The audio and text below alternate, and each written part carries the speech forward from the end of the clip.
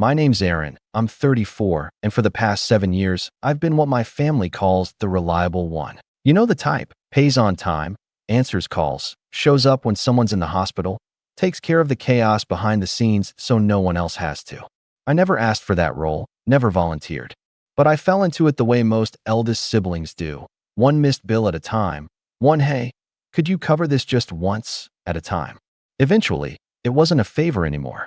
It was expected, and I let it slide for a long time, mostly because it was easier than fighting with them. Until last weekend. My nephew Tyler turned 10. He's a sweet kid, funny, smart, a little quiet around crowds, but lights up when he's around animals. I adore him. Every year, I go out of my way to make sure his birthday's something special, especially since my sister, Jenna, and her husband, Travis, have a habit of planning late and spending even later. Last year, they tried to book a venue the week of the party. It got canceled the night before. I ended up reserving a backup indoor trampoline park out of pocket, $600, just to keep the kids from being crushed with disappointment.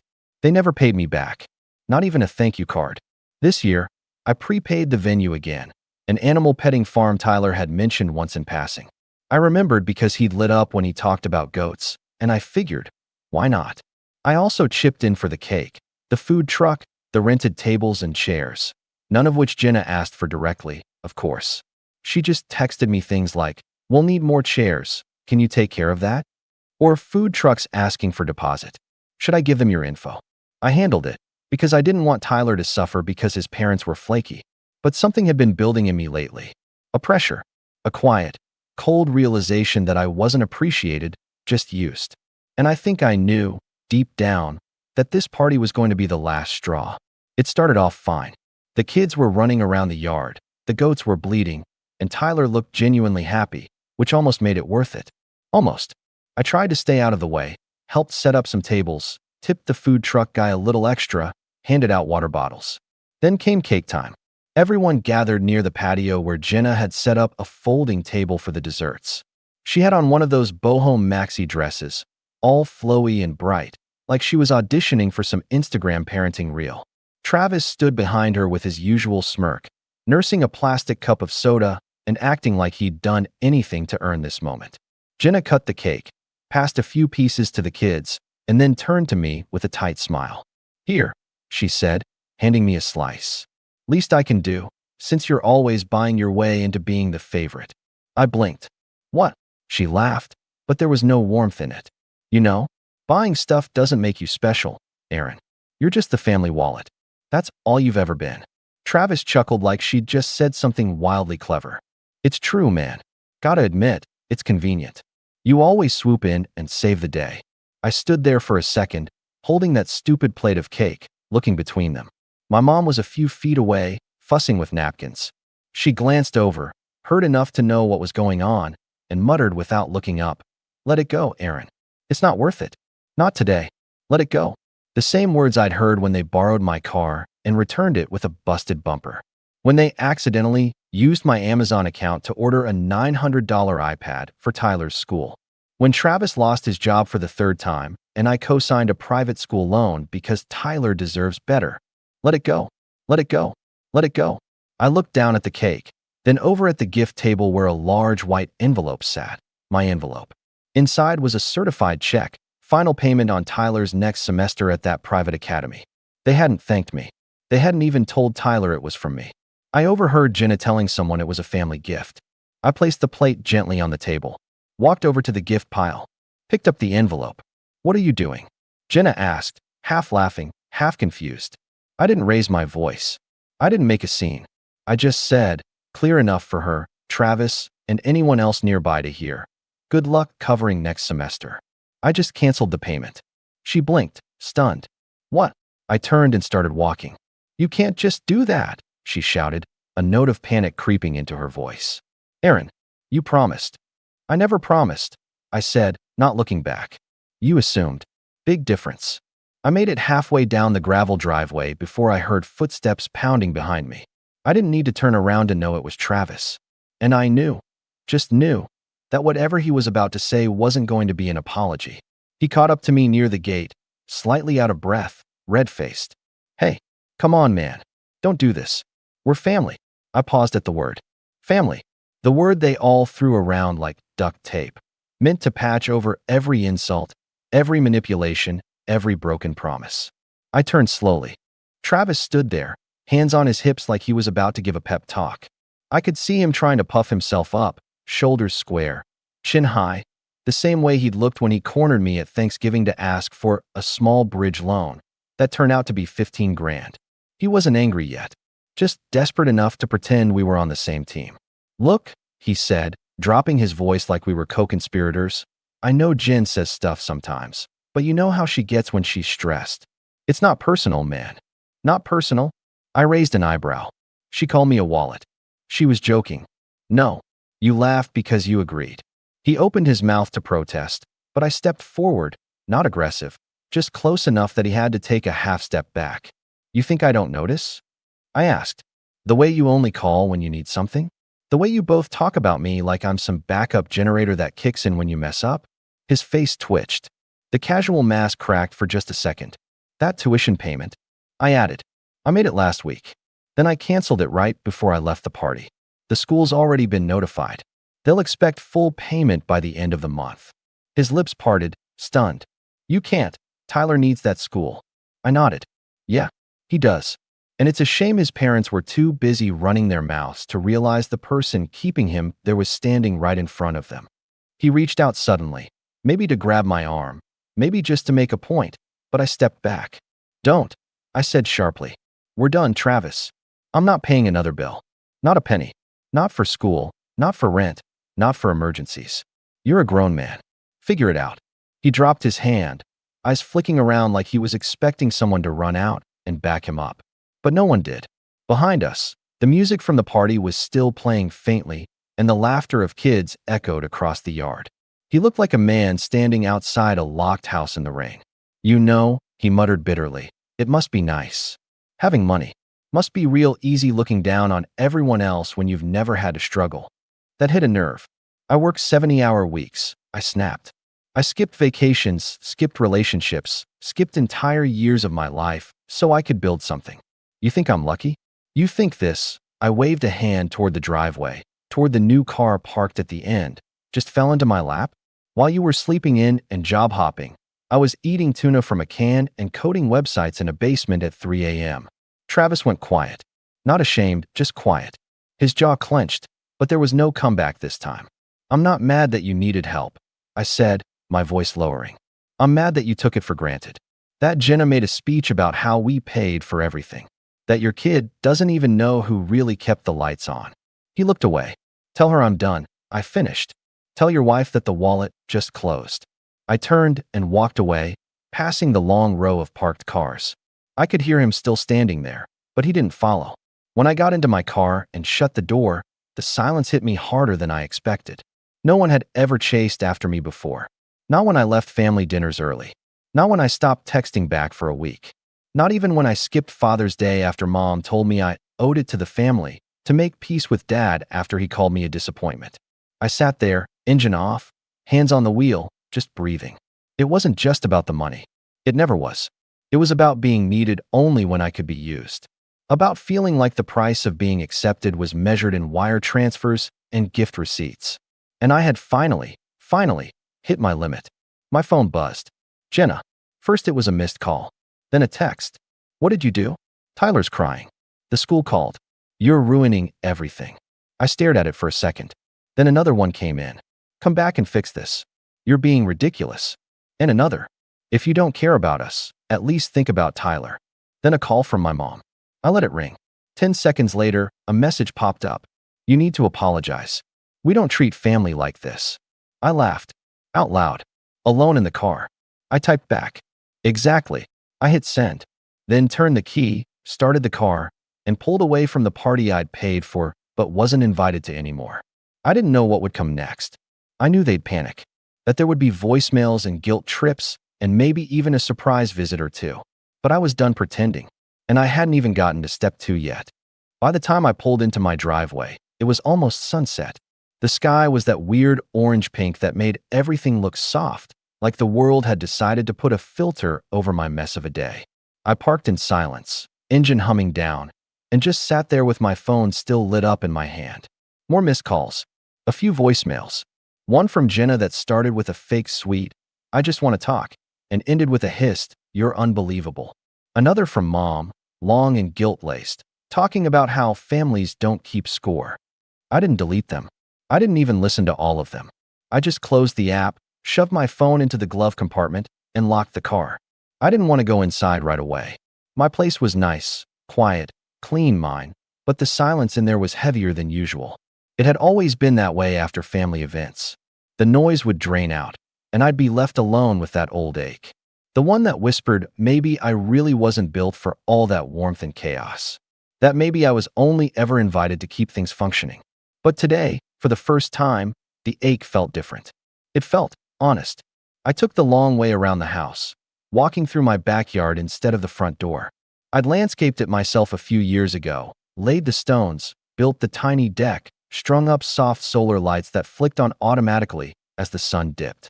I poured a glass of water from the outdoor tap, sat in one of the wooden chairs, and just listened to the wind for a while. I thought about Tyler. I really did. Not Jenna. Not Travis. Not even Mom. Just Tyler. That kid deserved better parents. But more than that, he deserved the truth. Not some version of reality they cobbled together to make themselves look good. He was smart. He'd figure it out eventually. I just hoped he wouldn't be too jaded when he did. Eventually, I stood up and went inside. That's when I opened the drawer in my office and pulled out the second envelope. The one Jenna and Travis didn't know existed. The one I'd prepared after they forgot to reimburse me for the last medical emergency, when Tyler broke his arm and they claimed they weren't covered anymore.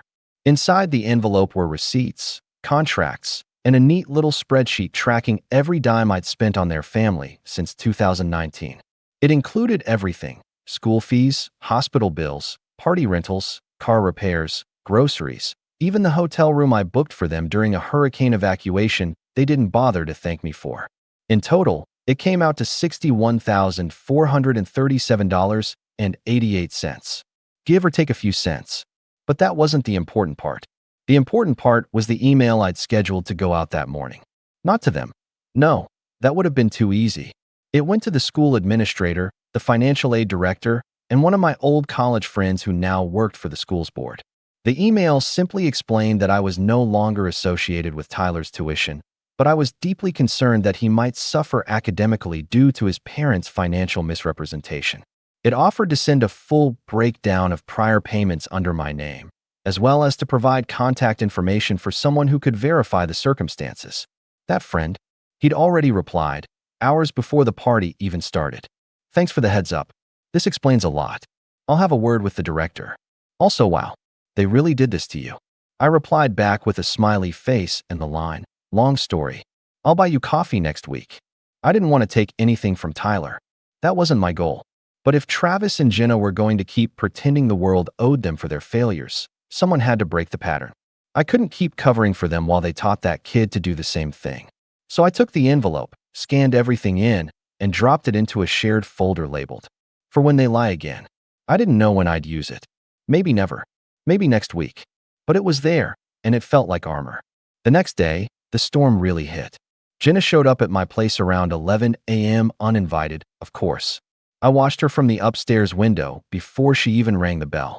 She was pacing on the front step like she wasn't sure whether to scream or cry. Eventually, she knocked. I waited 5 seconds, then 10, then opened the door slowly. Her expression was all over the place: shock, hurt, fury, and somewhere beneath it all, fear.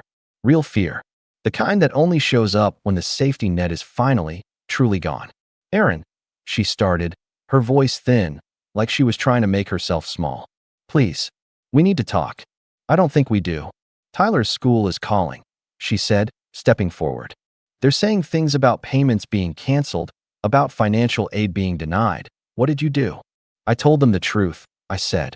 "That I'm not his parent. That I've been paying for him out of guilt and obligation, but that I'm not responsible for your life anymore." She stared at me, stunned. "You can't just walk away." "I already did." Her eyes filled with tears. "What about Tyler? You're punishing him for what we did." "No," I said, quiet. "I'm teaching him what accountability looks like." That's when her face changed. The anger flared back. "You think this makes you the good guy? I think it makes me free. She opened her mouth to argue again, but I didn't give her the chance. Jenna, I said, go home. And tell Travis. This was step one. Then I closed the door. I didn't hear from Jenna or Travis for 3 full days after that. 3 glorious days of quiet. No buzzing phone. No guilt-laced texts. No fake apologies or frantic pleas pretending to be about Tyler. Just silence. I took long walks. Cooked dinner like I actually had time to taste it. Slept. Deeply.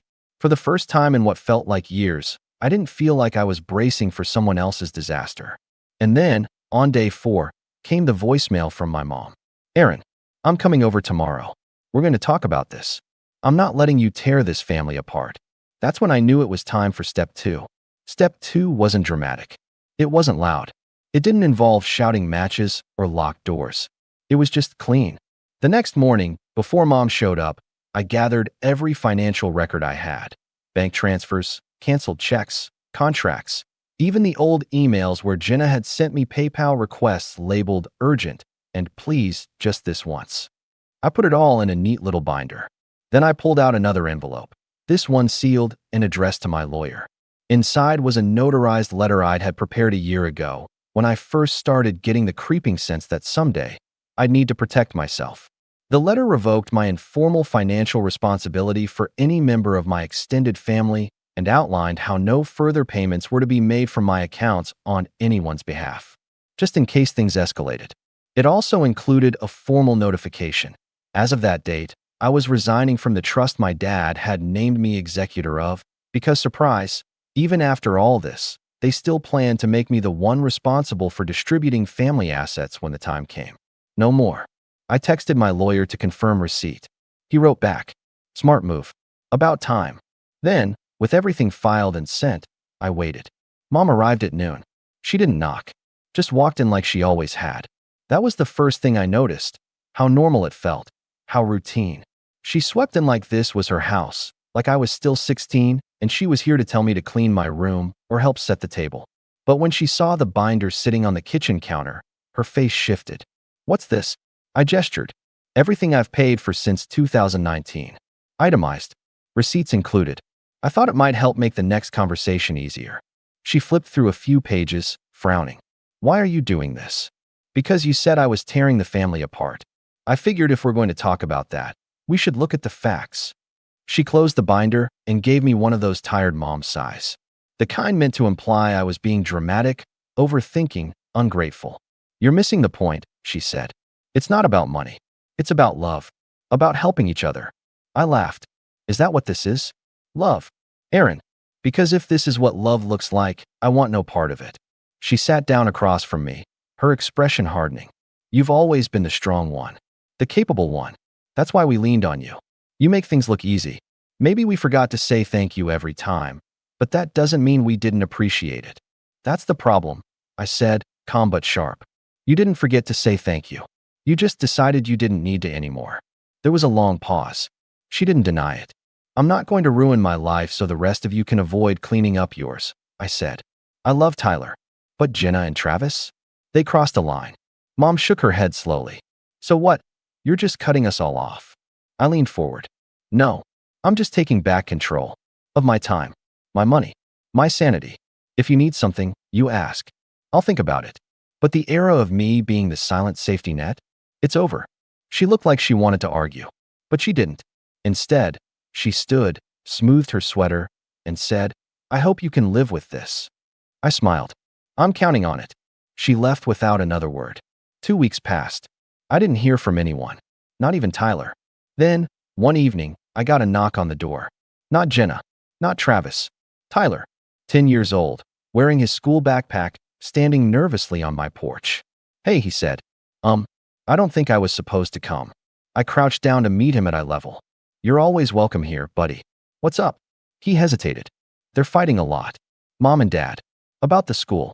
About money. About you." I nodded slowly. "That's not your fault." "I know," he said, but didn't sound convinced. I wanted to say thank you. For the party.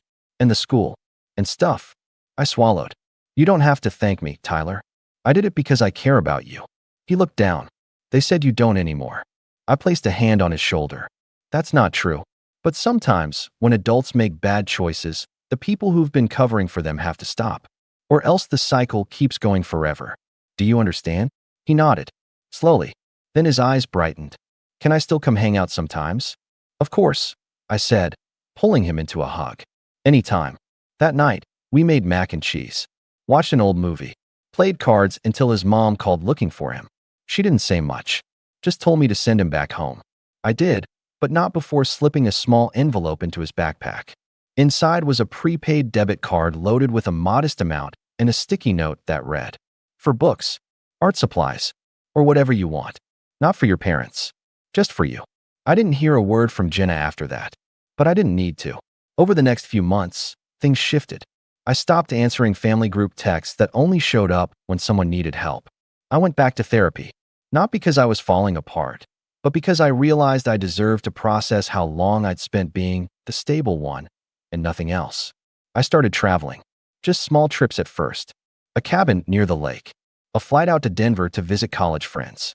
I left my phone on Do Not Disturb more often than not. At Christmas, I didn't go to the big family dinner. Instead, I took Tyler out for a day in the city, museums, pizza, an arcade. He told me he was thinking about being an architect someday. I told him he'd be great at it.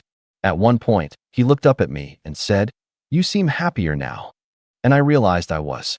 Not because I'd won some big fight, not because I'd crushed anyone, but because I finally stopped letting guilt dictate my life. I still get the occasional message from Travis, mostly passive-aggressive. Stuff like, "Wish we could have worked this out like adults," or "Hope you're enjoying your high horse." I don't respond. Jenna stopped pretending completely. I haven't heard from her in months. But that's fine. Let her stew. Let her learn. Let her explain to Tyler, one day, why his uncle had to step back to keep from drowning. Because I wasn't the villain in this story. I was the one who said no. Finally. And sometimes, that's what being the hero really looks like.